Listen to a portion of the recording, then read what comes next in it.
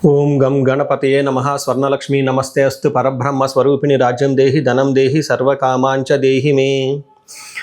గణపతి మనందరికీ మంచి బుద్ధిని సిద్ధిని సక్సెస్ని ఇవ్వాలని చెప్పేసి కోరుకుంటూ, స్వర్ణలక్ష్మి అమ్మవారు మన అందరికీ చక్కగా బ్రహ్మ జ్ఞానాన్ని కలిగించాలని, తద్వారా మనం ప్రతిదాన్ని శోభాయమానంగా చూస్తూ ఎప్పుడు మనకి దుఃఖం అనేది లేకుండా ఉండాలని చెప్పేసి, ఇప్పుడు ఆనందభరితంగా ఉండాలని చెప్పేసి అమ్మవారిని కోరుకుంటూ, అమ్మవారిని అలానే మనందరికీ చక్కగా సమృద్ధిగా ధనాన్ని ఇవ్వాలని చెప్పేసి, భాగ్యాన్ని ఇవ్వాలని చెప్పేసి కోరుకుంటూ, అంతేకాకుండా మనందరికీ రాజ్యం ఖచ్చితంగా ఒక అథారిటీ, పవరు, స్టేటస్, ఒక దర్పం అవన్నీ మనకు అమ్మవారు ఇవ్వాలని చెప్పేసి కోరుకుంటూ, వీటితో పాటుగా సర్వకామార్థ సిద్ధి, మన మనసులో అనుకున్న ముఖ్యమైన కోరికలన్నీ చక్కగా నెరవేరాలని చెప్పేసి అమ్మవారిని మనం కోరుకుందాం.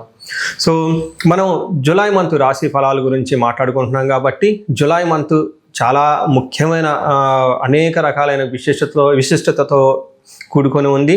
ఇందులో మనం కొన్ని ముఖ్యంగా చర్చించుకుందాం. ఒకటి, ఈ మాసం వచ్చేటప్పటికి ఫస్ట్ 15 days నిజ జ్యేష్ఠ మాసంతో ఉంటుంది, తర్వాత ఆషాఢ మాసంతో ఉంటుంది.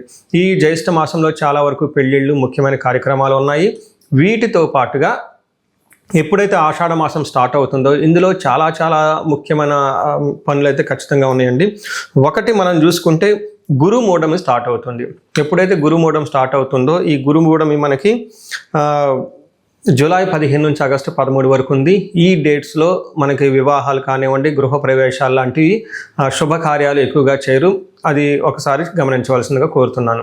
వీటితో పాటుగా మనకి ఇంకొక ముఖ్యమైనది ఏమవుతుందంటే, మనకి దక్షిణాయనం స్టార్ట్ అవుతుంది 17వ తారీఖు నుంచి. అక్కడ నుంచి ఇప్పటిదాకా ఉన్న ఉత్తరాయణం కంప్లీట్ అయిపోయి దక్షిణాయనం స్టార్ట్ అవుతుందని గమనించాలి. తర్వాత 25వ తారీఖున మనకి తొలి ఏకాదశి స్టార్ట్ అవుతుంది. దానికి ముందుగా చాతుర్మాస వ్రతం అని చెప్పేసి 4 మాసాలు ముఖ్యమైన మాసాలుగా చాతుర్మాస వ్రతం కూడా ఇందులోనే స్టార్ట్ అవుతుంది. ఇంకొకటి లాస్ట్ అండ్ ఫోర్మోస్ట్ ఇంపార్టెంట్, ఈ నెల 26వ తారీఖు నుంచి ఈ 14వ తారీఖు నుంచి 22వ తారీఖు వరకు మనకి చైత్ర మనకి ఆషాఢ నవరాత్రులు అని చెప్తారు. వీటిని ఏమంటారు? గుప్త నవరాత్రులు అంటారు, లేకుంటే వారాహి నవరాత్రులు అని చెప్పేసి చేస్తూ ఉంటారు. ఈ నవరాత్రులు కూడా ఎంతో విశిష్టత కలిగి ఉంది. పర్సనల్గా ఈ 9 రోజులు నేను కూడా చక్కగా సింపుల్గా చేస్తాను, పెద్ద పెద్ద హడావుడిగా చేయకుండా. ఇలా చేసుకునే వాళ్ళందరికీ ఎంతో బాగా ఉపయోగకరంగా ఉంటుంది. లాస్ట్లో ఈ మంత్ మనకి గురు పూర్ణిమతో ఈ మాసం అనేది పూర్తి అవుతుంది. ఇన్ని రకాల విశిష్టత కలిగిన ఈ మాసంలో జ్యోతిష శాస్త్రం ప్రకారంగా కూడాను 3 ముఖ్యమైన గ్రహాలు మారుతూ ఉన్నాయన్నమాట. ఆ గ్రహాలు మనం ఏంటో చూసుకుంటే, జూలైలో 4వ తారీఖు, 7వ తారీఖు, 16వ తారీఖు, 21వ తారీఖు, ఇలా జూన్ అంటే 3 గ్రహాలు మారుతున్నాయి. ఈ మారి గ్రహాలు శుక్రుడు, బుధుడు, సూర్యుడు గ్రహాలు కూడా ఉన్నాయి. 4వ తారీఖు వచ్చేటప్పటికి శుక్రుడు, బుధుడు వచ్చి 7వ తారీఖు, 16వ తారీఖు సూర్య భగవానుడు మారుతూ ఉన్నారనమాట. ఈ యొక్క 3 గ్రహాల యొక్క ప్రభావం మనకి జూలై మంత్లో ఎలా ఉండబోతుందో మనం తెలుసుకుందాం. వృశ్చిక రాశి చూస్తే, ఇందులో ఉన్న ఒక వృశ్చిక రాశి వాళ్ళు ఈ జూలై మంత్లో కొంచెం జాగ్రత్తగా ఉండటం ఎంతైనా అవసరం. మెజారిటీ ఆఫ్ ది గ్రహాలు అంత అనుకూలంగా లేవు. దానితో పాటుగా కొన్ని గ్రహాలు తటస్థంగా ఉన్నాయని గమనించుకోవాలి. అంటే బాగా ఉత్సాహపరిచి ఎంకరేజ్మెంట్ ఇచ్చే గ్రహాలు అయితే ఏమీ లేవు. అలా అని కొన్ని గ్రహాలు ఇబ్బంది పెట్టే విధంగా ఉన్నాయి. కాబట్టి ఓవరాల్గా వీళ్ళకి ఒక 60% అంత అనుకూలంగా లేదు, ఒక 40% మాత్రమే అనుకూలంగా ఉంది. కాబట్టి చాలా ఇంపార్టెంట్ అనుకుంటేనే ముఖ్యమైన పనులు చేయండి, లేదంటే అన్నీ వాయిదా వేయటం ఈ మాసంలో చాలా ఇంపార్టెంట్. అదేవిధంగా చాలా వరకు మీరు నిదానంగా wait and see, if needed go అన్నట్లు, అవసరమైతే వెళ్ళండి, నిదానంగా ఆచి తూచి పని చేయటం అనేది ఈ మాసంలో చాలా ఇంపార్టెంట్ అని గమనించుకోవాలి. మనం ఇందులో ఉన్న డీటెయిల్స్ చూసుకుంటే, ఇందులో ఉన్న నక్షత్రాలు విశాఖ 4వ పాదం, అనురాధ 1, 2, 3, 4 పాదాలు, జ్యేష్ఠ 1, 2, 3, 4 పాదాలు అంతా ఈ రాశిలో ఉంటారు. పేరు బలం పెట్టి చూసుకుంటే తో, నా, నీ, ను, నేను, యా, ఈ, యు అన్న అక్షరాలంతా కూడా ఈ రాశిలో ఉంటారని గమనించాలి. మనకి లఘు గోచారం, సూక్ష్మ గోచారం ప్రకారం చూసుకుంటే ఈ రాశి వాళ్ళకి చాలా సింపుల్ వర్డ్స్లో సంస్కృతంలో మహర్షులు చెప్పడం జరుగుతుంది. ఈ రాశి ఎలా ఉండబోతుంది మంత్ అనేది. ద్వేషం, శోకం, పుత్రలాభాద్, కలహం అని చెప్తారంటే వీళ్ళ చుట్టూ ఉన్న వాతావరణం అంతా ద్వేషపూరితంగా ఉంటుంది. రెండోది శోకం, కొంచెం ఇబ్బందులు పడే అవకాశం ఎక్కువగా ఉంటుంది. మూడోది కలహం, గొడవలు అయ్యే అవకాశం ఎక్కువగా ఉంటుంది. 8వ స్థానంలో బుధుడు ఉండటం వల్ల పుత్రుల ద్వారా ధన సంపాదన వచ్చే అవకాశము ఎక్కువగా ఉంటుంది అని చెప్తారు. పుత్రులు బాగుంటారు, ధనం బాగుంటుంది అని చెప్తూ ఉంటారు. అంటే టోటల్గా వీళ్ళకి చాలా విషయాల్లో కొంచెం ఇబ్బంది పడే విధంగా ఉందని గమనించుకోవాలి. ఏ ప్రకారంగా ఇబ్బందులు ఉంటుందంటే సూర్యుడు 9వ స్థానంలో ఉండటం అంత మంచిది కాదు. కొంచెం ఫాదర్కి హెల్త్ విషయంలో ప్రాబ్లంగా ఉంటుంది. రెండవది, సూర్యుడు ఎప్పుడైతే 9వ స్థానంలో ఉన్నారో వీళ్ళకి ఎలాంటి తప్పులు లేకపోయినా మీ మీద నిందలు పడి మిమ్మల్ని అవమానించే వాళ్ళు ఎక్కువ ఉంటారని గమనించుకోవాలి. సంస్కృతంలో దీనిని ఒక శ్లోకంలో పెద్దవాళ్ళు చెప్తారు. మనకు పురాతన ప్రాచీన గ్రంథాల్లో నిందపరాధ కలహం నిర్దోషచ్చ ధనక్షయ పుణ్యలాభార్థ నాశాచ్చ విచారే నవమే రవి అని చెప్తారు. అంటే ఏమవుతుంది, నిందపరాధ ఎలాంటి లోపం లేకుండా గొడవలు పడే అవకాశం ఎక్కువగా ఉంటుంది. కలహం నిర్దోషచ్చ ఎలాంటి తక్కువ లేకపోయినా మీతో గొడవలు పడేవాళ్ళు ఎక్కువ ఉంటారు. ధనక్షయం పుణ్యలాభార్థం ధనక్షయం ధనం కోల్పోతుంటారు. పుణ్యలాభార్థ నాశాచ అంటే మంచి ఉద్దేశంతో మీరు ఏదైతే పనులు చేస్తూ ఉంటారో ఈ పనుల్లో మిమ్మల్ని అర్థం చేసుకోకపోగా మిమ్మల్ని కావాలని క్రిటిసైజ్ చేసి విమర్శించే వాళ్ళు ఎక్కువగా ఉంటారు. మంచి ఉద్దేశంతో చేసిన పనులు కూడా మీకు సరైన రిజల్ట్స్ ఇవ్వవు అని మనకి ఇందులో చెప్పడం జరుగుతుంది. అయితే ఎన్ని ఇబ్బందులు ఉన్నా ఫైనల్గా చక్కగా ఉంటారు అని మాత్రం గమనించుకోవాలి. నెక్స్ట్ 7వ స్థానంలో కుజుడు ఉండటం వల్ల ఇది కూడా కొంచెం మిక్స్డ్ రిజల్ట్, మిశ్రమ ఫలితాలను ఇచ్చే అవకాశం ఎక్కువగా ఉంటుంది. ఇందులో అన్న వస్త్రాది రాహిత్యం సదా క్లేశ స్వబంధుభి కువార్త పుత్ర భాతృణాం క్రోధ సప్తమగే కుజ అని చెప్తారు. అంటే 7వ స్థానంలో కుజుడు ఎప్పుడైతే ఉంటారో అన్న వస్త్రాది రాహిత్యం, టయానికి భోజనం చేయకుండా మంచి బట్టలు డిగ్నిఫైడ్గా లేకుండా ఇబ్బందులు పడే అవకాశం ఉంటుంది. స్వబంధుభి గొడవలు పడే అవకాశం ఎక్కువగా ఉంటుంది. బంధువుల ద్వారా మానసికంగా టెన్షన్స్ వచ్చే అవకాశం ఎక్కువగా ఉంటుంది. కువార్త పుత్ర భాతృణాం క్రోధ అంటే వినకూడని వార్తలు వినే అవకాశం ఎక్కువగా ఉంటుంది. పుత్రులతోటి అన్నదమ్ములతోటి గొడవలు అయ్యే అవకాశం ఉంటుందని చెప్తూ ఉంటారు. అయితే ఇందులో ఒక పాజిటివ్ న్యూస్ ఏంటంటే ప్రాఫిట్ బిజినెస్లో కానివ్వండి లేదంటే ఉద్యోగంలో కానీ లాభప్రదంగా ఉంటుంది అని మనకి ఇందులో వివరించడం జరిగింది.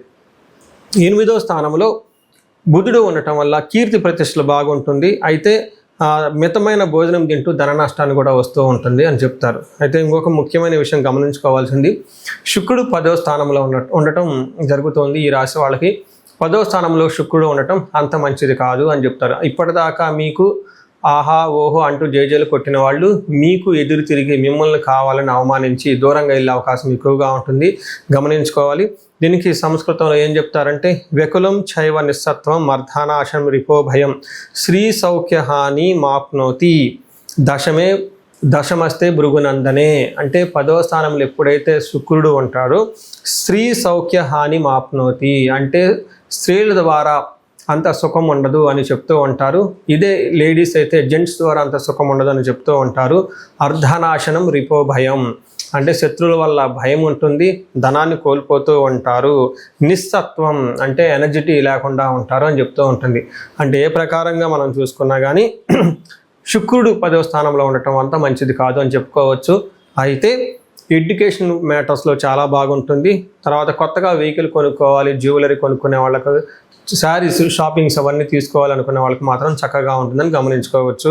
సో చూశారు కదండి, ఈ మంత్ గ్రహాల యొక్క వీళ్ళకి ప్రతికూలమైన ఫలితాలు ఎక్కువగా ఉండటం జరుగుతుంది.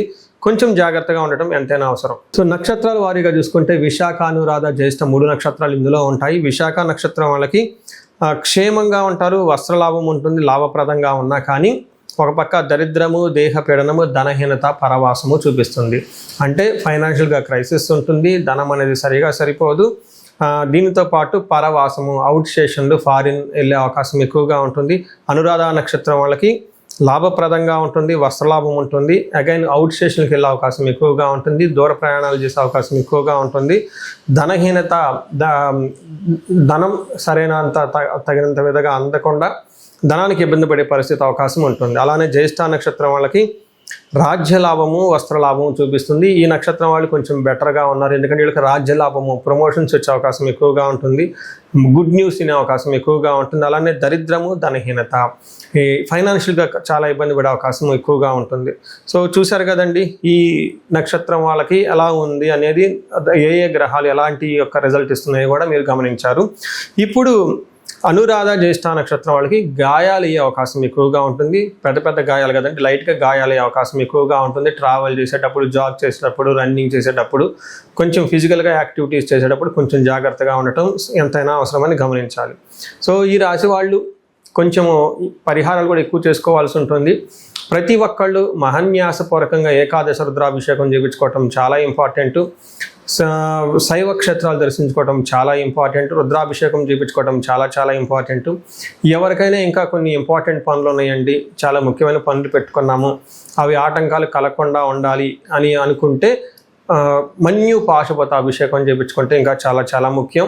ఇలా టైం బాగలేనప్పుడు ఇండివిజువల్గా జాతకం చూపించుకోవడం చాలా important. In case me individual జాతకంలో దశాభుక్తులు కానీ లేదంటే ఏమైనా యోగాలు కానివ్వండి, శాపాలు యాక్టివేట్ అయ్యి ఉంటే అవి నివృత్తి చేసుకోవటం, పరిహారాలు చేసుకోవటం ద్వారా ఈ మంత్ అనేది చక్కగా జరిగిపోయే అవకాశం ఎక్కువగా ఉంటుంది. పరిహారాల్లో భాగంగా ఈ రాశి వాళ్ళు ముఖ్యంగా నేనేం చెప్తానంటేనండి, ఇది గోచార రీత్యం అంటే గోచార ఫలితాలు అని చెప్తూ ఉంటారు. అయితే మీ ఇండివిజువల్ యొక్క జన్మరాశిలో చూడటం కూడా చాలా ఇంపార్టెంట్. ఈ గోచార రీత్యాలతో పాటు మీకు ఇండివిజువల్గా ఉన్న దశాభుక్తి ఏంటి, ఏమైనా శాపాలు ఉన్నాయి, ఏమైనా గ్రహ దోషాలు ఉన్నాయో జ్యోతిష శాస్త్రంలో ప్రకారం అనాలిసిస్ చేసుకోవడం చాలా ఇంపార్టెంట్. ముఖ్యంగా ఎవరికైతే ఏజ్ 40 years ±5 years ఉంటుంది, అంటే 35 to 45 years ఏజ్ ఉండి మధ్యలో మీకు ఎక్కడైనా కనుక కెరీర్లో గ్యాప్ వచ్చినా, లేదంటే అనుకున్న పనులు కాకపోతున్నా, మధ్యలో స్టాగ్నేటెడ్గా అనిపించినా, లేదంటే ఏదైనా ఒక గందరగోళమైన పరిస్థితి, కయోటిక్ పరిస్థితుల్లో మీరు ఇన్వాల్వ్ అయ్యారు, తెలవకుండా అవుట్ ఆఫ్ యువర్ కంట్రోల్ వెళ్తూ ఉంది అనుకుంటే ఖచ్చితంగా మీ జన్మ జాతకం చూపించుకోవడం చాలా చాలా ఇంపార్టెంట్. ఎందుకు అంటే మనకు మోడర్న్ సైకాలజీలో, మోడర్న్ సైన్స్లో ఇది మిడ్ లైఫ్ క్రైసిస్ అంటారు. కానీ జ్యోతిష శాస్త్రం దీనికి చాలా విధాలైన పరిష్కారాలను చూపిస్తుంది. ఈ టైంలో 2 ముఖ్యమైన విషయాలు జరుగుతూ ఉంటుంది. అలా మీ గ్రోత్ కనుక ఆగిపోయి ఉంటే, ఫస్ట్ మీకేమైనా శాపాలు ఉన్నాయా, ఆ శాపాలు ఈ టైంలో యాక్టివేట్ అయ్యా అని చూసుకోవాలి. రెండోది, ఈ టైంలో మీకు నడుస్తున్న దశాభుక్తుల యొక్క గ్రహాల యొక్క ఏమైనా దోషాలు ఉన్నాయా, ఈ 2 కారణాలు ఏంటో తెలుసుకొని వాటికి సంబంధించిన విశ్లేషణ చేసుకొని చక్కటి పరిష్కారాలు చేసుకొని పరిహారాలు చేసుకుంటే లైఫ్ 10 అంతలు ముందుకెళ్ళే అవకాశం ఎక్కువగా ఉంటుంది. నా దగ్గరకు వచ్చే క్లయింట్స్లో ఎక్కువగా ధనానికి ఇబ్బంది పడుతున్న వాళ్ళు స్వర్ణలక్ష్మి విశేష హోమం చేయించుకుంటూ ఉంటారు. శత్రు బాధలు విపరీతంగా ఉన్నవాళ్ళు మనకు వచ్చేటప్పుడు చండీ హోమం చేయించుకుంటూ ఉంటారు. వీటితో పాటుగా ఎవరికైనా హెల్త్ బాగలేకపోతుంటే ఆయుష్ సూక్త్యం, మహామృత్యుంజయ హోమం చేయించుకుంటూ ఉంటారు. భార్యాభర్తల కోసం అన్యోన్య దాంపత్య పాశుపత అభిషేకము లేదా విశ్వావసు గంధర్వరాజు హోమము ఇవన్నీ చక్కగా చేయించుకుంటూ ఉంటారు. ఎలాంటి పరిస్థితులు మీకున్నా, ఎలాంటి సమస్యలు మీకున్నా, లేదంటే ఎలాంటి క్లారిఫికేషన్ మీకు కావాలనుకున్నా కానీ, ఫ్యూచర్ గురించి ప్లాన్స్లో కన్ఫ్యూజన్ ఉన్నా కానీ ఒక్కసారి మీ జన్మ జాతకం చూపించుకొని ఆ జాతకంలో ఏ ప్రకారంగా ఉందని తెలుసుకొని చక్కటి పరిష్కారాలు చేసుకుంటే లైఫ్ అనేది 10 అంతలు ముందుకెళ్ళే అవకాశం ఉంటుంది. మీ అందరికి అష్టైశ్వర్యాలు కలగాలని, భోగభాగ్యాలు కలగాలని చెప్పేసి నేను కోరుకుంటున్నాను. నమస్తే.